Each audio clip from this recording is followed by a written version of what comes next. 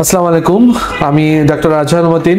আমার যে বিষয় স্পেশালিটি সেটা হচ্ছে রুট ক্যানেল এবং অ্যাস্থেটিক ডেন্টিস্ট্রির উপর। তো রুট ক্যানেলের ক্ষেত্রে আমি একদিনে রুট ক্যানেলের উপর আমি একটা গবেষণা করেছি এবং আমার একটা গবেষণা বইও আছে।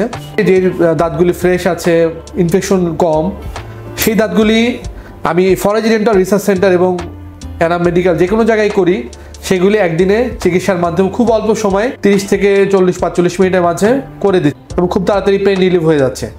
একদিন একটা সুবিধা হলো যে পেশেন্টের আশা লাগতেছে কম, পেশেন্টের কম খরচ হচ্ছে, সব কিছুই স্বল্প খরচে।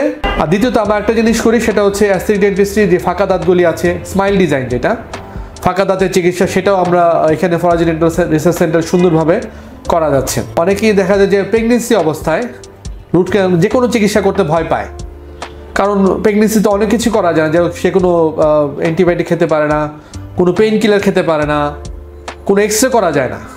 সেক্ষেত্রে অনেক ডাক্তারই দেখা যায় পেশেন্টকে রিফিউজ করে, গাইনি ডাক্তার অনেক ওষুধ লিখে দেয়। সেক্ষেত্রে এই ওষুধগুলি কিন্তু তার বাচ্চার ক্ষেত্রে সাইড এফেক্ট, অনেক বড় সাইড এফেক্ট। আমি একটা মেসেজ দিতে চাচ্ছি এই কারণে। সেক্ষেত্রে আমি যেটা করি বেসিক্যালি আমার ক্লিনিক্যাল লাইফের অভিজ্ঞতা থেকে বলছি, আমি প্রেগনেন্ট পেশেন্টকে শুধুমাত্র যদি পাল্পের কোনো দাঁতের কোনো কারণে রুট ক্যানেলের কোনো প্রবলেমের কারণে দাঁতের মজ্জার কারণে নষ্ট হয়ে থাকে, সেক্ষেত্রে শুধুমাত্র রুট ক্যানেল চিকিৎসার মাধ্যমে তার পেইনটা পুরোপুরি রিলিভ হয়ে যাচ্ছে। এবার শুধু একমাত্র নাপা খেলেই তার পেইন, ইভেন অনেক পেশেন্টের শুধু ব্যথা শুধু খাওয়া লাগছে না, এরকম হচ্ছে